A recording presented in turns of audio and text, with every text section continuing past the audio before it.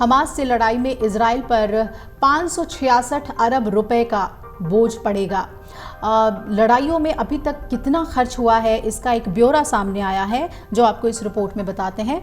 7 अक्टूबर को हमास और इजराइल के बीच शुरू हुई लड़ाई लगातार जारी है। शुरुआती हमले में भी इजराइल को जान और माल का भारी नुकसान उठाना पड़ा।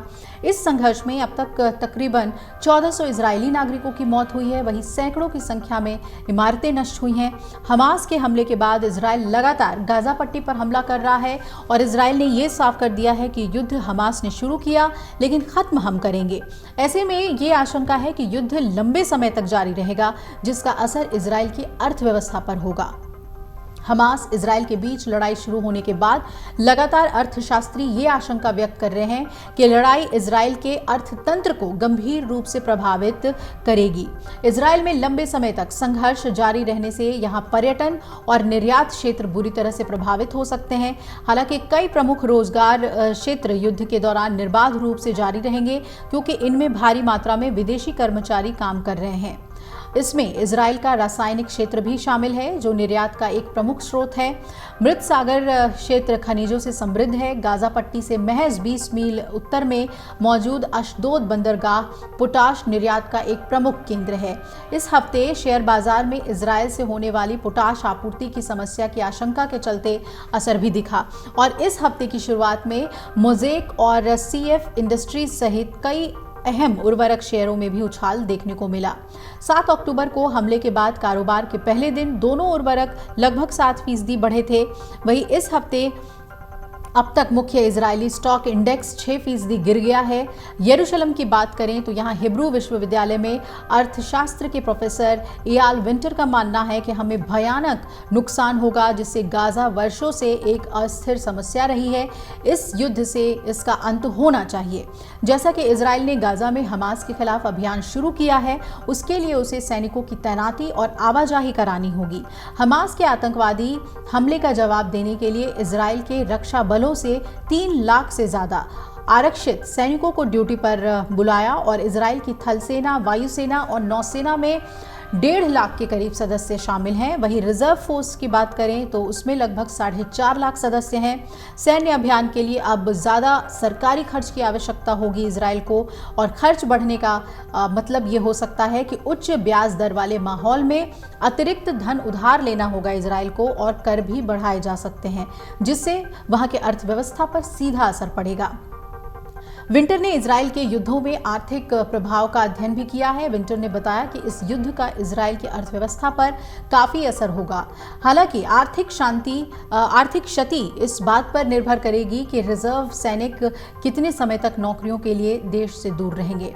90 लाख की आबादी वाले इजराइल का सकल घरेलू उत्पाद यानी जीडीपी 521.69 बिलियन डॉलर्स है, और उन्होंने कहा कि इस तरह के मामले में पर्यटक के आने के तुरंत बंद होने की वजह से नुकसान होता है, लेकिन उम्मीद है कि लड़ाई खत्म होने पर पर्यटन में भी एक बड़ी वृद्धि देखने को मिलेगी।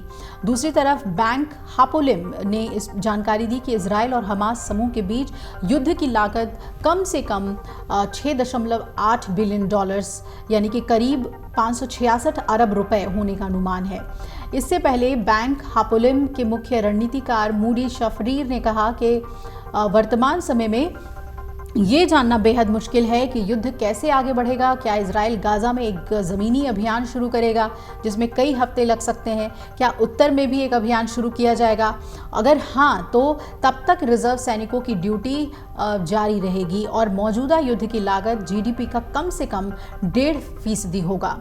इधर institute for national security studies यानी INSS के मुताबिक 2006 में दूसरे लेबनान युद्ध का खर्च 2.4 बिलियन डॉलर्स यानी कि इजराइल की जीडीपी का 1.3% अनुमानित किया गया था। ये लड़ाई 34 दिनों तक चली थी।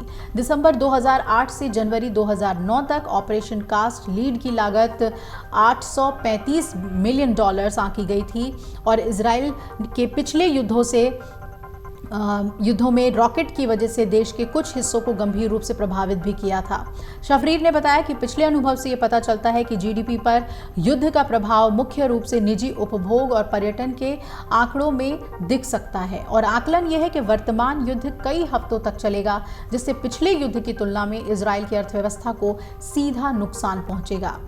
आपको ये भी बता दें कि 7 अक्टूबर को हमले के बाद इजराइल ने युद्ध की स्थिति घोषित कर दी थी देश में और संघर्ष शुरू होते ही लोकल स्टॉक और बॉन्ड भी उसके गिर गए। फिलहाल देश के कई व्यवसाय और स्कूल बंद हैं, जबकि एयरलाइंस ने राजधानी तेल अवीव के लिए ज़्यादातर उड़ानें बंद कर दी हैं। केंद्रीय बैंक ने पिछले हफ्ते कहा था कि वो इजरायली मुद्रा शेकेल को गिरने से रोकने के लिए $30 अरब तक की विदेशी मुद्रा बेचेगा। इस बीच अंतर्राष्ट्रीय मुद्रा कोष यानी IMF ने चेतावनी दी कि विश्व अर्थव्यवस्था को इजराइल हमास आतंकवादियों के बीच युद्ध से नई अनिश्चितता का सामना करना पड़ रहा है। संघर्ष से तेल की कीमतों में गिरावट देखी जा सकती है। IMF ने कहा कि उसे उम्मीद है कि 2024 में वैश्विक आर्थिक वृद्धि इस साल अनुमानित 3% से धीमी होकर 2.9% हो जाएगी और अगले वर्ष के लिए पूर्वानुमान जुलाई में अनुमानित 3% से 1 पायदान नीचे है। तो ये इस वक्त आर्थिक स्थिति है इजराइल की, जिसके बारे में आपको विस्तार से हमने जानकारी दी कि आर्थिक दृष्टि से बहुत पीछे इजराइल जा सकता है। अगर आप ये वीडियो YouTube पर देख रहे हैं तो हमारे चैनल को सब्सक्राइब करें और बेल आइकन को दबाना ना भूलें। अगर आप Facebook पर ये वीडियो देख रहे हैं तो हमारे पेज को लाइक करें।